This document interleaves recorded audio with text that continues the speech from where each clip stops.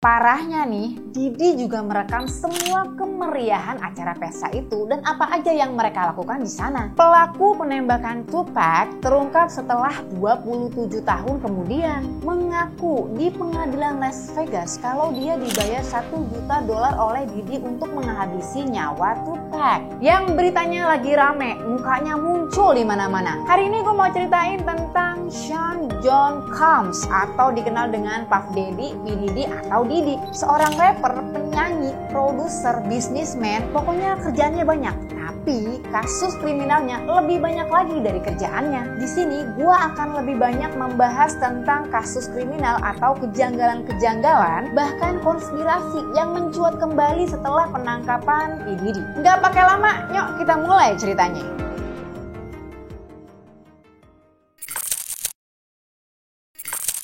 Seperti yang sudah banyak diberitakan di media, Didi mempunyai label musik sendiri yaitu Bad Boy Records yang dibentuk di tahun 1993. Label musik ini banyak menghasilkan musisi papan atas dan hits-hits terkenal, sehingga label rekaman miliknya menjadi sangat sukses dan menjadikan Didi salah satu figur yang paling berpengaruh di industri musik, terutama di jalur hip hop dan R&B Amerika Serikat. Selama berkarir, Didi sudah banyak menjalin kerjasama dengan nama-nama besar seperti Mariah Carey, The Notorious B.I.G., Usher, TLC, dan pokoknya masih banyak lagi. Albumnya sendiri, No Way Out, dirilis pada tanggal 22 Juli 1997. Album pertamanya ini sukses mencapai penjualan 561.000 kopi pada masa itu. Bahkan Didi juga masuk ke Guinness World Record sebagai produser rap paling sukses di tahun 1997. Gak puas berkarir di dunia musik, Didi pun melebarkan sayapnya ke dunia bisnis. Dia masuk ke bisnis pakaian. Salah satu bisnis pakaiannya yang terkenal adalah Sean John yang didirikan pada tahun 1998. Dan masih banyak banget bisnis lain yang dia punya, seperti bisnis minuman keras, TV kabel. Pokoknya ladang bisnis saat itu ya dia lagi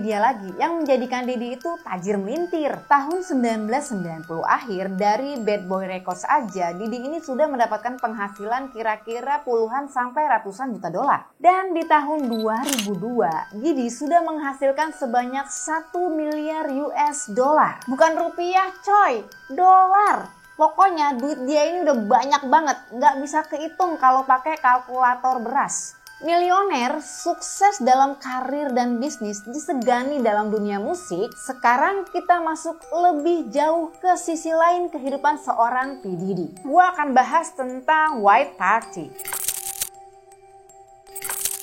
Setiap tahun, Didi mengadakan pesta besar di rumahnya di East Hampton. Dia mengadakan pesta itu sejak tahun 1998. Pesta itu mempunyai dress code warna putih. Yang diundang ke pesta itu adalah selebriti papan atas dan orang-orang penting koleganya si Didi. Di antaranya ada Paris Hilton, Jay-Z, Beyonce, Usher, Leonardo DiCaprio, J.Lo, keluarga Kardashian. Pokoknya orang-orang ngetop, nggak ada yang gue kenal di situ. Pesta ini bukan pesta biasa, jadi bukan cuma sekedar makan, ketawa ngakak, ngomongin orang. Bukan begitu konsep pestanya si Didi.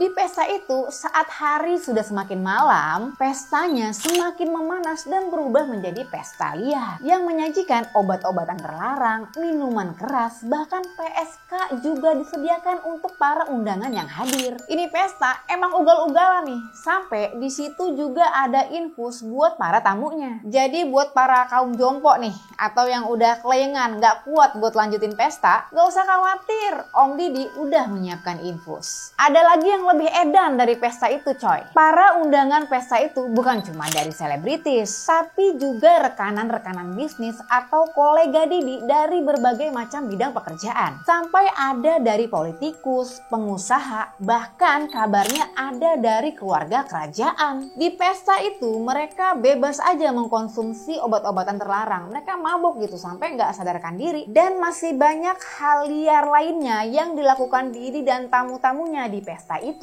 Nah, di saat tamu-tamunya mulai nggak sadarkan diri, si Didi ini sering ambil kesempatan untuk menjual teman-teman selebritisnya kepada para koleganya atau bahkan kepada selebriti yang lain. Para kolega atau selebriti kliennya si Didi ini akan bayar ke Didi selebritis mana yang mereka mau pakai. Parahnya nih, Didi juga merekam semua kemeriahan acara pesta itu dan apa aja yang mereka lakukan di sana. Jadi selebritis-selebritis yang dia jual dalam keadaan tidak sadarkan diri, ya terpaksa bungkam karena takut. Mereka takut kalau mereka berani berbicara atau menuntut Didi, video-video mereka di pesta itu akan tersebar. Dan kalau tersebar, ya bisa-bisa karir mereka hancur. Emang itu pesta ada gila-gilanya, makanya disebut juga dengan freak off. Kelakuan si Didi ini emang udah kelewat batas, tapi sebenarnya itu udah terjadi dari dulu. Ini kita sedikit flashback. Dari tahun 90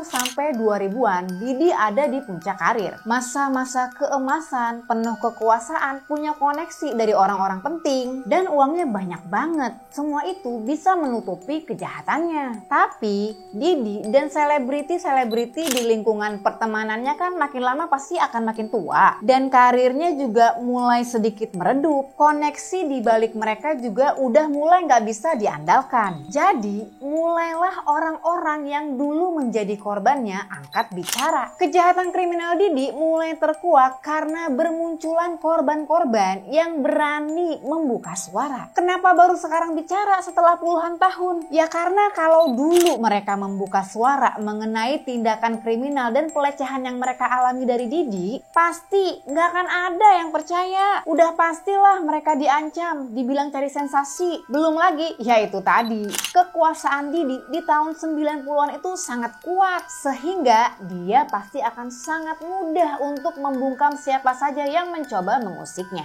Di video ini gue merangkum dua hal, yaitu sederetan tindak kriminal Didi yang terkait dengan musisi atau selebriti-selebriti yang menjadi korbannya. Dan dugaan konspirasi yang menyebabkan penghilangan nyawa orang lain. Gue sebut beberapa aja ya, soalnya banyak banget tindakan kriminalnya. Mulai dari pelecehan, perdagangan seks, prostitusi, pemerasan, kerja paksa, pemaksaan kehendak, penculikan, pembakaran, penyuapan, penggunaan obat-obatan terlarang. Panjang banget, sampai tahun baru gak bakal kelar ceritanya. Yang pertama datang dari mantan pacar Didi, Casey Ventura. Dari gugatan hukum Casey inilah yang menjadi jalan pembuka untuk korban-korban lain mulai ikutan berani mengungkap kejahatan yang mereka alami dari Didi. Ceritanya, Casey ini bertemu dengan Didi di tahun 2005 pada saat dia berumur 19 tahun. Masih muda banget tuh. Hubungan mereka ini putus nyambung sejak tahun 2007 sebelum akhirnya benar-benar berakhir di tahun 2018.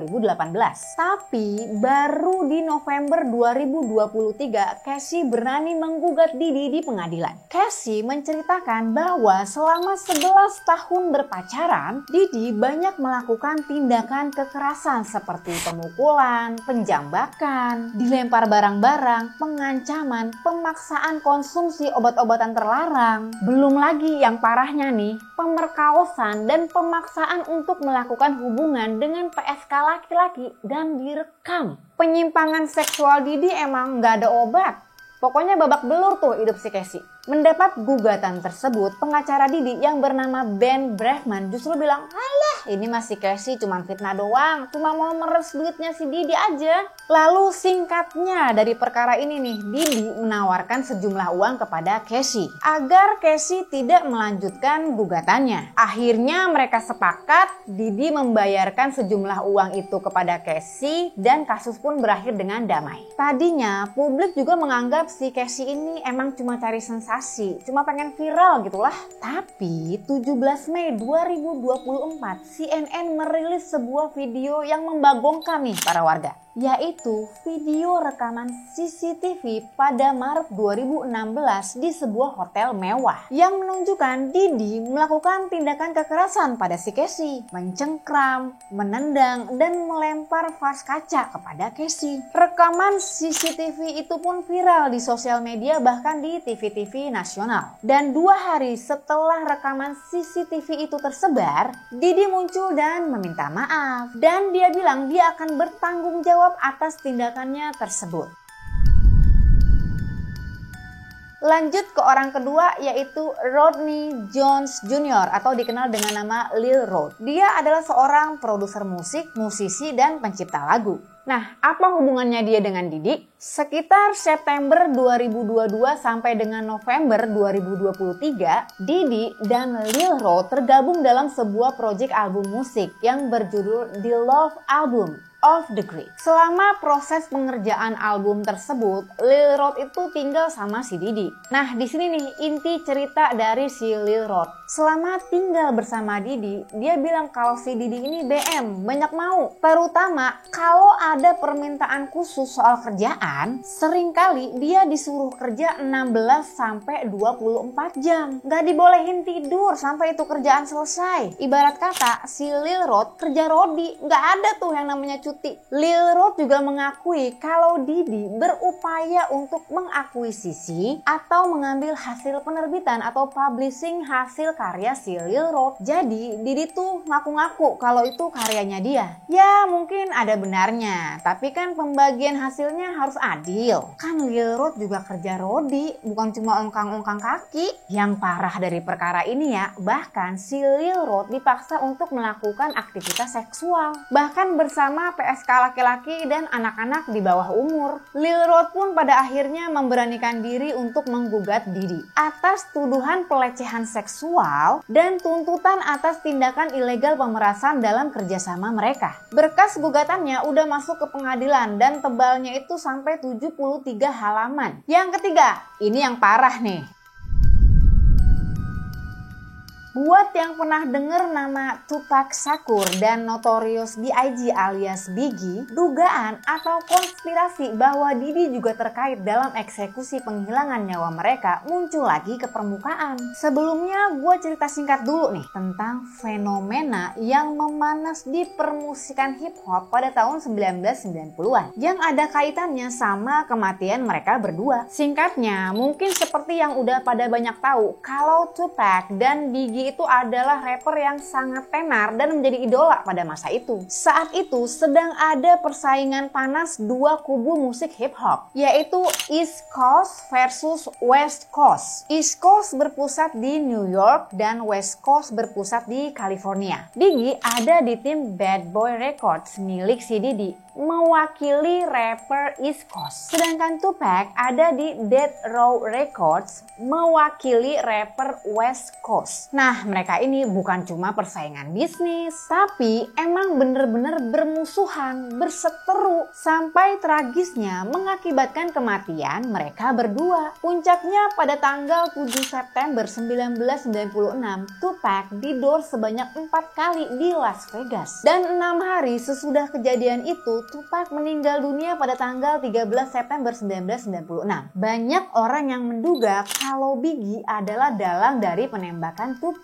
Tapi yang gak kalah heboh, 6 bulan setelah Tupac meninggal, Biggie pun kehilangan nyawa karena insiden dor-doran di Los Angeles pada tanggal 9 Maret 1997. Pelaku penembakan Tupac terungkap setelah 27 tahun kemudian, dan orang yang melakukannya bernama Duane Davis atau dikenal dengan nama Kef D. Sedangkan dalang kematian Biggie diduga adalah Suge Knight, yaitu pemilik Death Row Records, di mana dia menyewa seorang algojo bayaran bernama Pucci untuk mengeksekusi nyawa Biggie. Terus apa hubungannya sama si Didi? Nah, dengan munculnya kasus-kasus kriminal Didi, publik pun jadi berspekulasi lagi nih tentang fakta di balik kematian Tupac dan Biggie. Dan nama Didi ikut terbawa dalam kasus tersebut. Duane Davis atau Kef D, sang terdakwa pelaku pembunuhan Tupac, mengaku di pengadilan Las Vegas kalau dia dibayar $1 juta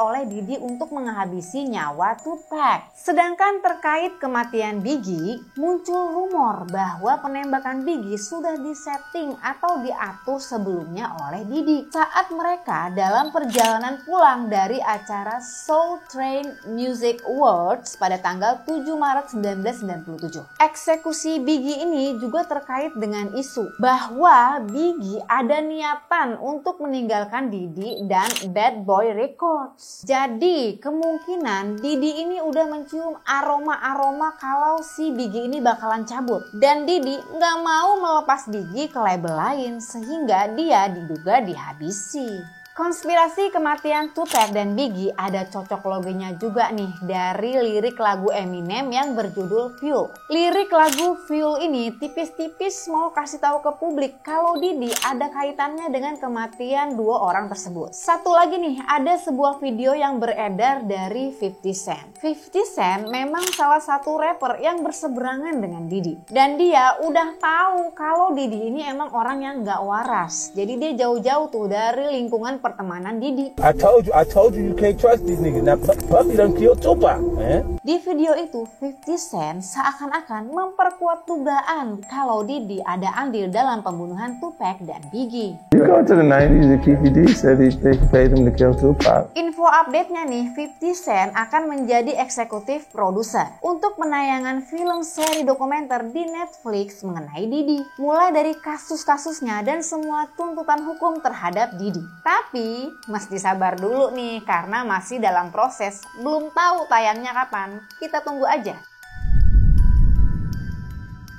Yang keempat, ini datang dari dua nama terkenal nih, Usher dan Justin Bieber. Mungkin udah pada tahu lah ya Usher siapa, ya kan? Penyanyi R&B ini juga punya keterkaitan dengan Didi. Pada usia sekitar 13 sampai 14 tahun di tahun 1992, Usher masuk ke Bad Boy Records dalam program mentoring Didi yang bernama Puffy Flavor Camp. I moved to New York City.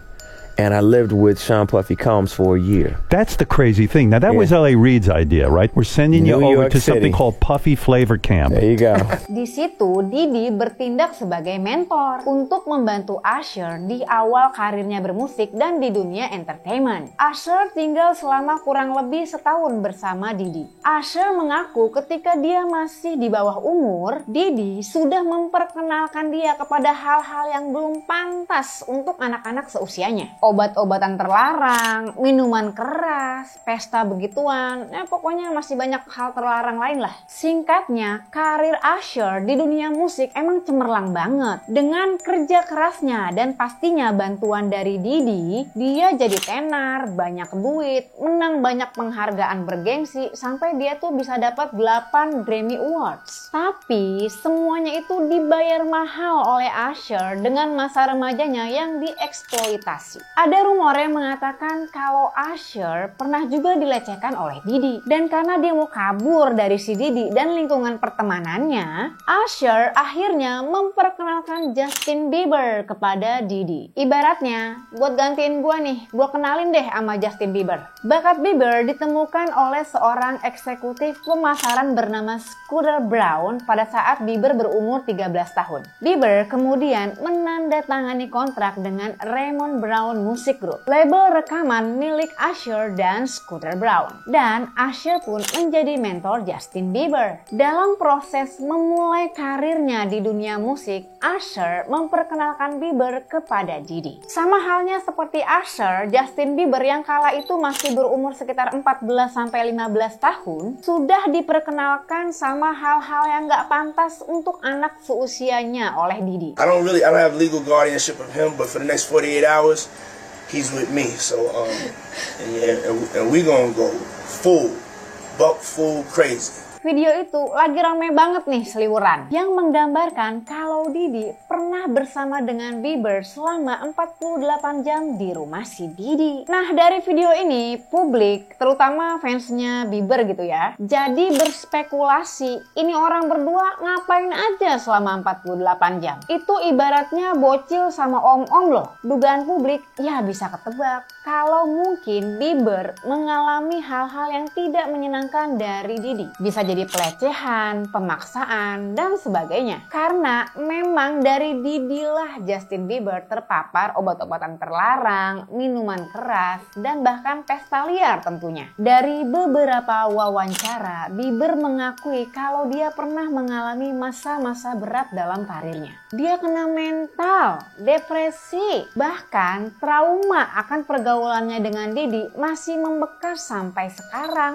Diketahui saat ini Usher dan Bieber sudah tidak ada sangkut pautnya lagi dengan Diddy. Udah bener tuh, jangan bergaul sama predator. Memang gak bisa dipungkiri kalau Diddy ini punya peranan yang sangat besar dalam kesuksesan Usher dan Justin Bieber. Tapi ya kagak segitu juga lah Diddy.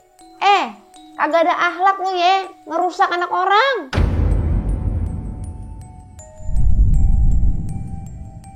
Yang kelima, ini menarik nih karena terkait sama salah satu lagunya Diddy yang ikut melambungkan namanya dan dia juga ngetop karena lagu ini. I'll be missing you. Every step I take, every move I make. Udah segitu aja, ntar kelamaan kalau nyanyinya sampai habis. Ini lagu kan ngetop banget ya di tahun 90-an karena sempat juga merajai Billboard. Sekarang di era sosial media malah populer lagi. Banyak tuh yang pakai di TikTok buat joget-joget. Jadi awalnya lagu ini diciptakan oleh Diddy untuk mengenang Notorious B.I.G. alias Biggie. Mungkin ada sebagian yang mengira kalau lagu I'll Be Missing You itu emang murni hasil karya si Diddy. Tapi sebenarnya lagu itu bukan sepenuhnya berasal dari kreativitas Diddy. Lagu I'll Be Missing You aslinya menjiplak lagu dari band The Police yang berjudul Every Breath You Take. Awalnya Diddy nggak izin dulu dari sang penulis lagu alias pentolan dari band The Police yaitu Sting. Kemudian Diddy akhirnya bersedia untuk membayar royalti atas penjiplakan lagunya sebesar $5.000 per hari kepada Sting. Every breath you take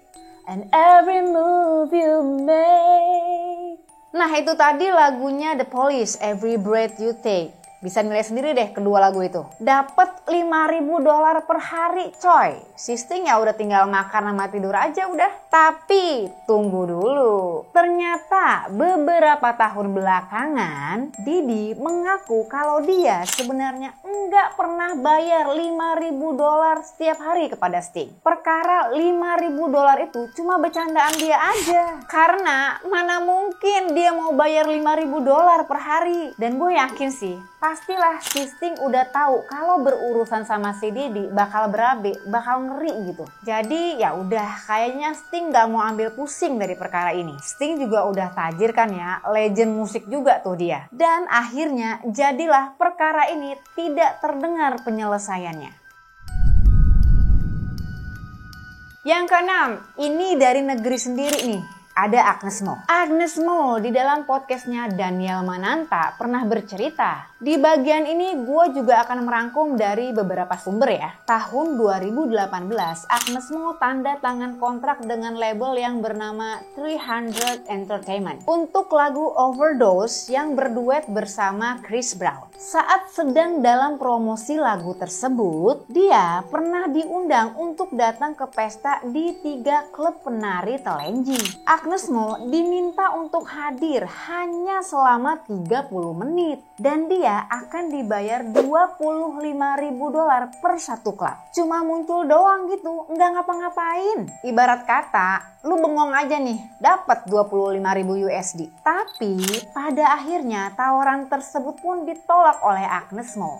Karena di sini nih konspirasinya. CEO 300 Entertainment yang bernama Kevin Liles mengundurkan diri kurang dari 24 jam setelah penangkapan Diddy. Pengunduran diri Kevin Liles yang tiba-tiba ini justru menjadi kecurigaan publik. Ada apa antara Kevin Liles dan Diddy? Hal ini pasti akan menarik dugaan kalau pesta yang dimaksud Agnes Mo ada keterkaitannya dengan Diddy. Dan kemungkinan besar Agnes Mo memang gak mau ikut-ikutan dalam lingkungan pergaulannya si Diddy. Dari penolakan Agnes Mo saat itu jelas berpengaruh ke karir musiknya. Kemungkinan besar pasti terjadi hambatan. Contohnya aja nih, dari timnya Agnes banyak yang meninggalkan dia karena merasa Agnes Mo bukan bagian dari mereka. Balik lagi, ini hanya dugaan publik karena tidak disebutkan secara jelas pesta 3 klub penari telenji itu pestanya siapa.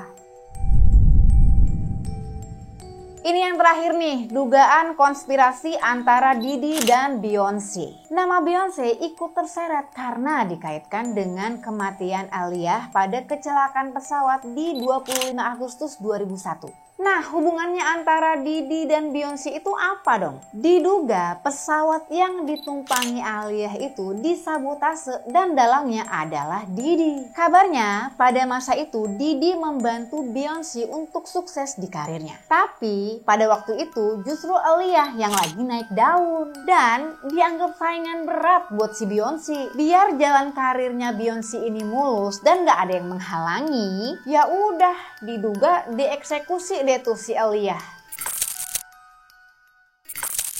Dan dari semua kasus yang sudah menyeret namanya, seperti yang mungkin udah para warga tahu, akhirnya pada 25 Maret 2024, agen dari US Homeland Security memutuskan untuk menggerebek rumah si Diddy di Miami, Florida. Pada saat itu si Diddy lagi nggak ada di tempat, dia lagi raib tuh. Tapi di TKP ditemukan banyak barang-barang yang mencurigakan. Ada obat-obatan terlarang, senjata-senjata AR-15 yang nomor serinya udah dihilangkan. Dan yang paling aneh nih, ditemukan lebih dari 1000 botol baby oil dan pelumas. Asumsi penggunaan baby oil ini dan pelumas-pelumasnya kabarnya memang dipakai dalam white party atau freak offs partinya seperti yang udah gue ceritain sebelumnya. Berbekal penggerebekan rumah dan gugatan-gugatan hukum terhadap Diddy, akhirnya dia ditangkap di Hotel Park Hyatt pada tanggal 16 September 2024. Setelah penangkapannya, Diddy mengaku tidak bersalah atas gugatan-gugatan yang dilayangkan kepada dirinya. Bahkan, pengacara Diddy bersedia untuk membayar uang jaminan sebesar $50 juta